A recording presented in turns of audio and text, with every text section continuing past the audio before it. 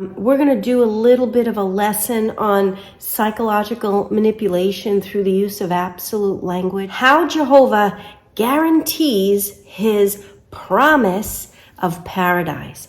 That's an example of absolute language. And while there's nothing wrong with any of those words normally, but in a manipulative circumstance, there's something seriously wrong with it. And let me explain why. So manipulative groups or cults use language to influence and control their followers.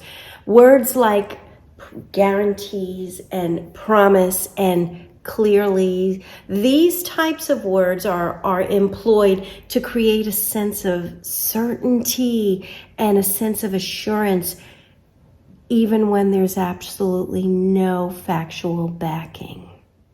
It's used to build trust and discourage questioning, because when your leaders use absolute language, why would you question, right? Such as this leads to psychological control of the members.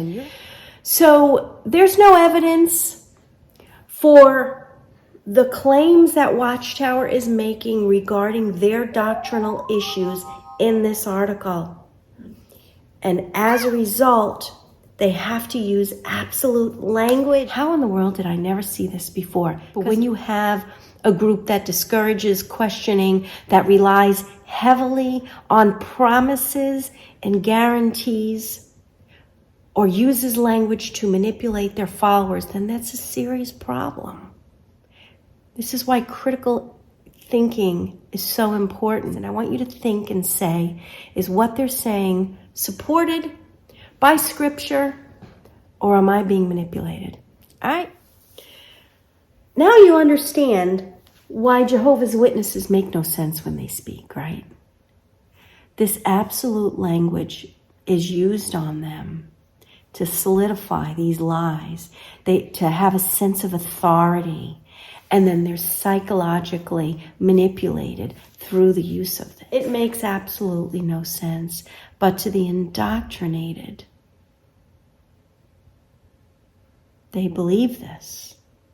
They're confused. I was confused. But you see, here, this is what they have to do to their followers. Their doctrine makes no sense. There's no evidence for their doctrine. There's no factual, scriptural backing. So they have to manipulate their followers through absolute language, which is exactly what they're doing. The psychological language of this manipulative article is now summed up as a method to control the members. How we deepen our trust in Jehovah's promise of paradise. In view of what we have considered, what assurances can we share with those who doubt that God's promises of paradise will come true?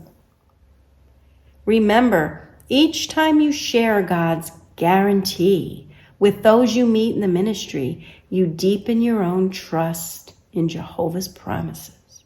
Sharing the nonsense of this article reinforces the persecution complex, right?